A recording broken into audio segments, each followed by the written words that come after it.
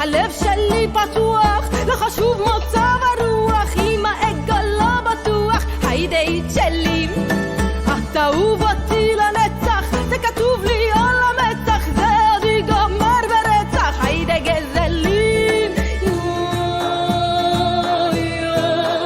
ג'נום בנים,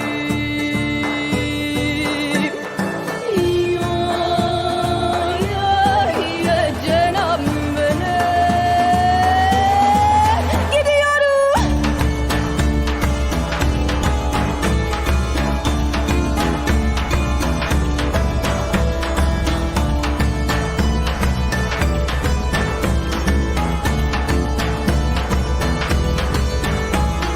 בואי נלך על הטיילת, תפתחי לי את הדלת, כי אני כבר לא שואלת, היידה גידלי, את אהוב אותי לנצח, זה כתוב לי על המצח, זה עוד ייגמר ברצח, היידה גזלים, ג'נם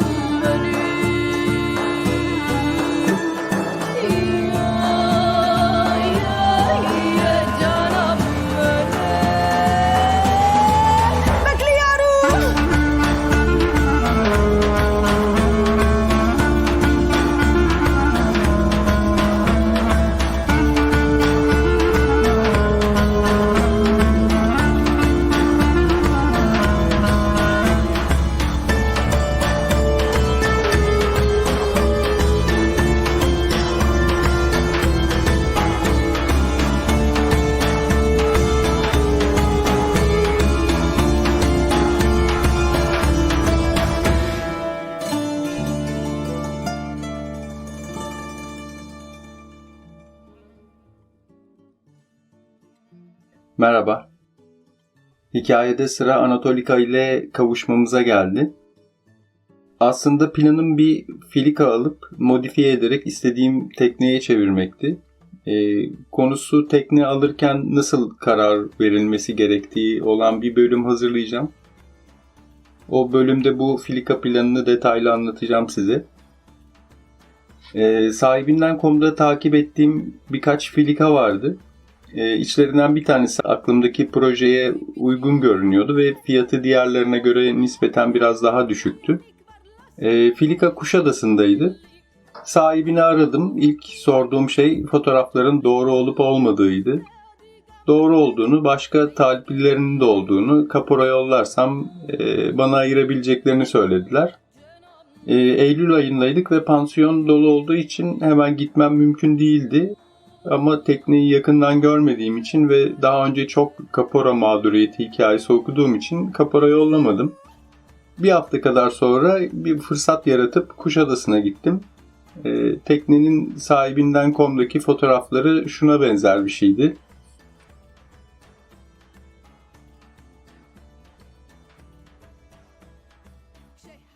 Adamla Kuşadası otogarda buluştuk. Otogarın yakınlarında hurdalık gibi bir yere gittik. Bana gösterdiği filika böyle bir şey çıktı.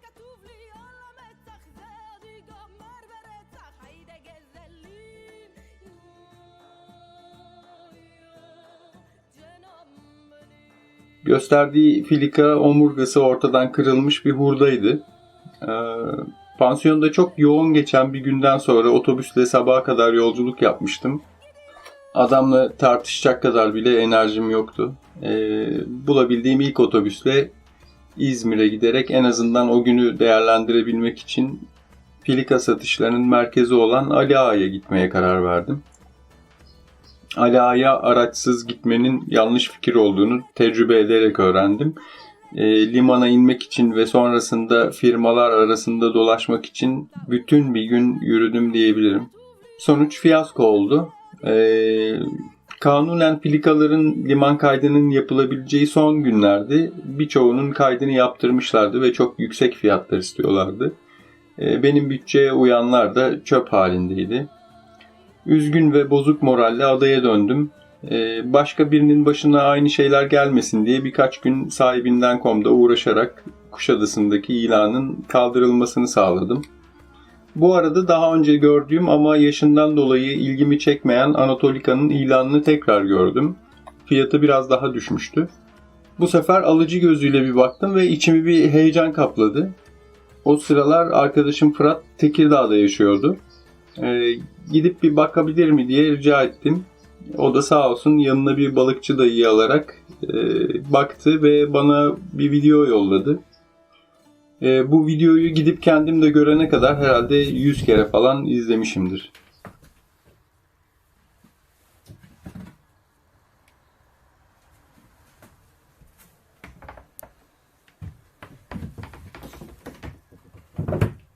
Aküleri falan var. Bu aküler ne için Erol abi? Motor çalıştırmak. He. Şey var.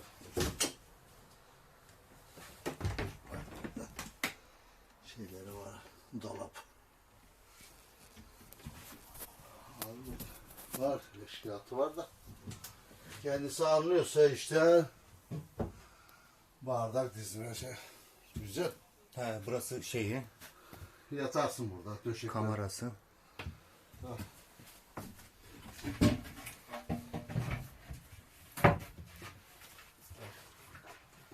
Şu dolusu siltelesi var. Burada motoru var.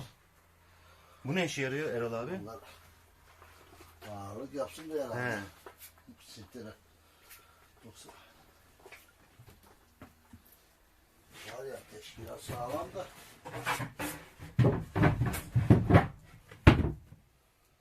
Buraya tuvalet koymuşlar.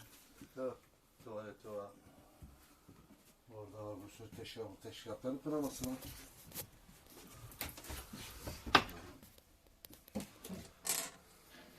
Dolapları falan güzel dedi ama bakım ister abi. Bakım ister. Aynen. Güzel. Aynen abi, bakım istiyor. Şey, teybim var orada bak teyip. Teyip mi? He, cihaz var burada. Cihazlar zaten cihazlar olacak ama. Şase yaptım hocam bunu denizde. Bak klima falan var orada. Bulaşıklar falan var.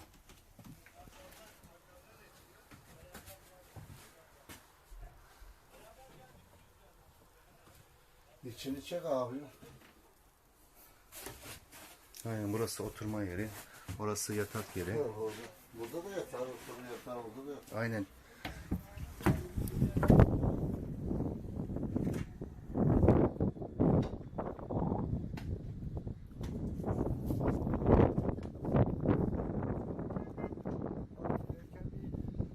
Ne abi? Yelkenliydi. He.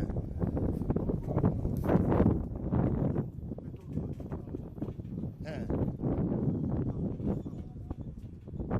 Yok, bu zevk için kullanılacak abi ya. Ha, yelkenli aynen. Bir direği yokmuş bunun.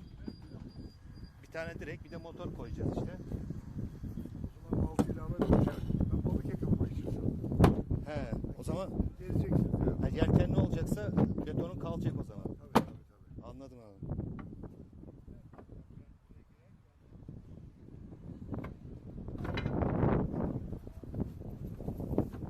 Şöyle.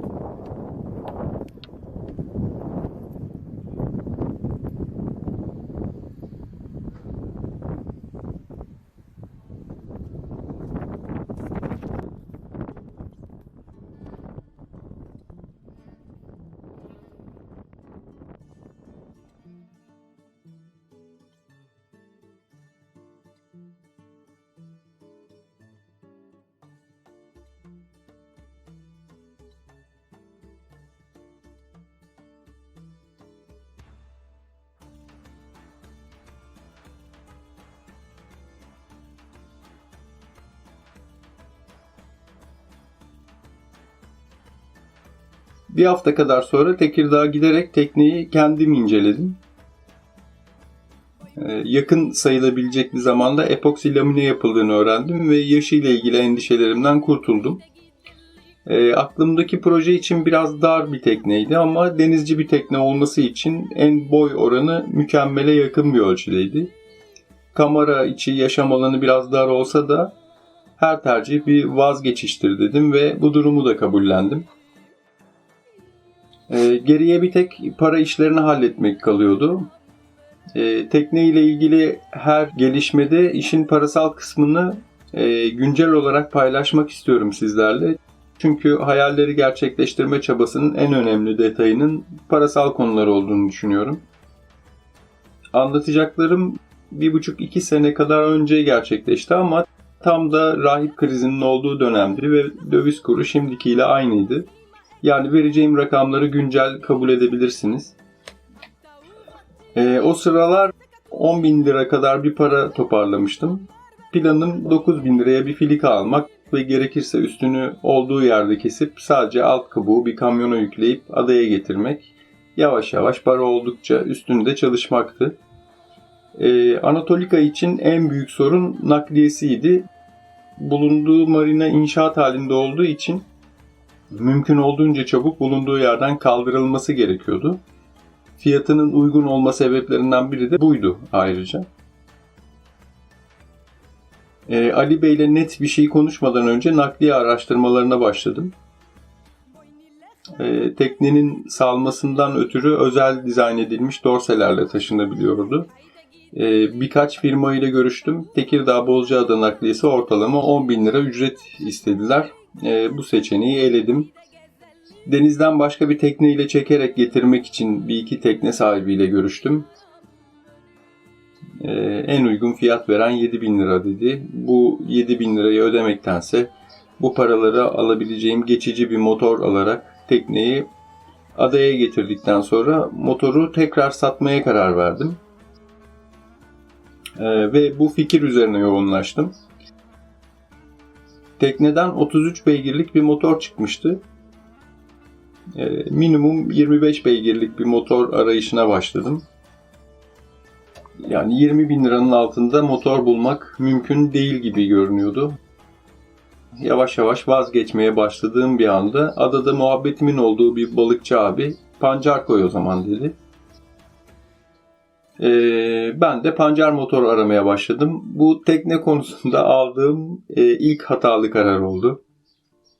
Bir süre araştırdıktan sonra Çanakkale'de 10 metre bir balıkçı teknesinden çıkma 28'lik bir pancar motor buldum.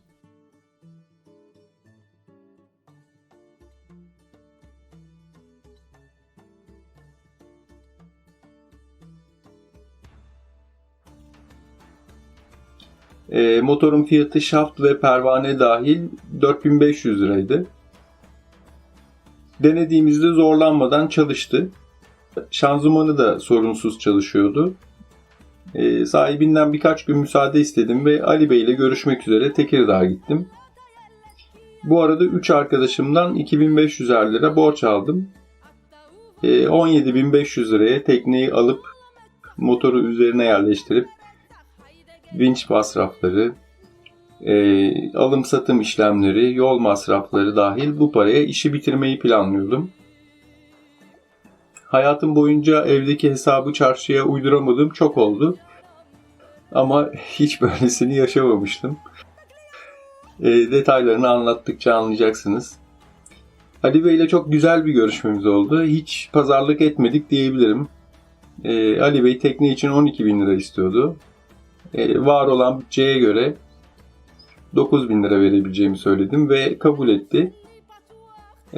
Bunun dışında gerçekten Ali Bey bir gönül adamı. Tekneyi çok uygun bir fiyata vermesinin dışında inşa ettiği katamaranından artan birçok malzemeyi hediye etti sağ olsun. Bu malzemelerin değeri muhtemelen tekne için ödediğim ücretin yarısından fazladır. Hayat böyle. Bir tarafta sahte fotoğraflarla kapora almaya çalışanlar, diğer tarafta Ali Bey gibi insanlar. Umudu kaybetmeden mücadeleye devam etmek gerekiyor. Ali Bey ile el sıkıştıktan sonra Çanakkale'ye dönüp pancar motoru satın aldım. Bu arada adada bir tekne ustasıyla inşaat işlerine yardım etmem karşılığında motorun tekneye montajı için bir yardımlaşma organize etmiştik ama yürümedi o iş maalesef. Motoru şimdi kanalın sponsoru olan Asos Kurye ile Tekirdağ teknenin yanına götürüp usta arayışına başladım. Birkaç usta gelip baktı, hepsi bu motor bu tekneye olmaz deyip gitti. Aslında motorun altında kendi şasisi vardı ve şase ölçüsü motorun oturacağı yere uyuyordu. Motor teknede kamera giriş merdiveninin altında konumlandırılmış.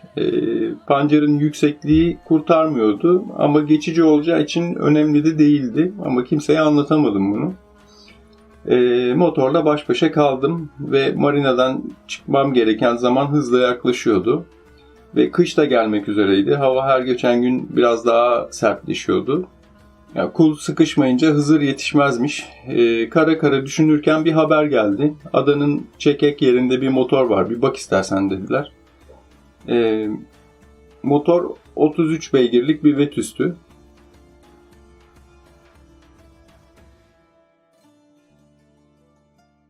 Bu fotoğraf internetten bulduğum bir benzerinin fotoğrafı.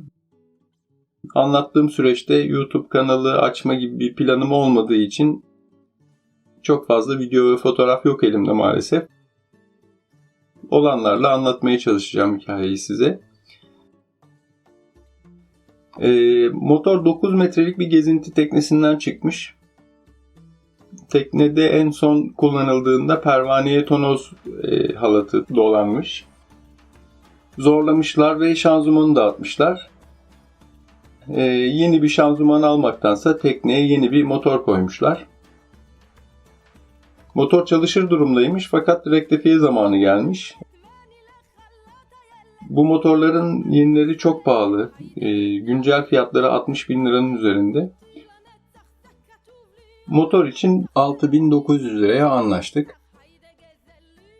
Fakat ben motor parasını pancara gömdüğüm için hemen ödeyemedim. Araya tanıdıklar girdi ve pancarı satınca ödemek üzere motoru aldım. İlk iş motoru Çanakkale'ye bir marin motor ustasına götürdüm ve Tekirdağ Bozcaada transferini yapabilecek kadar bir bakım yaptırdım. Bu bakımda yağı, filtreleri, kayışları ve Japsko lastiği değişti. Bu bakım için 500 lira harcadım. Motor tek marşta çalışır hale geldi ve ikinci kere Tekirdağ motor taşıdık. Macera aslında bundan sonra başlıyor diyebilirim. Anatolika'nın kış bastırmadan bir an önce yüzecek duruma gelmesi gerekiyordu. Satılması gereken bir pancar motor vardı. Bunun yanında adadaki işlerin yürümesi için en az haftada 1-2 gün adada olmam gerekiyordu. Her detayı anlatmaya gayret ediyorum. O yüzden biraz uzun sürecek. Bu bölümlük burada bırakıyorum. Bir dahaki bölümde kaldığım yerden devam ederim. Sağlıcakla kalın.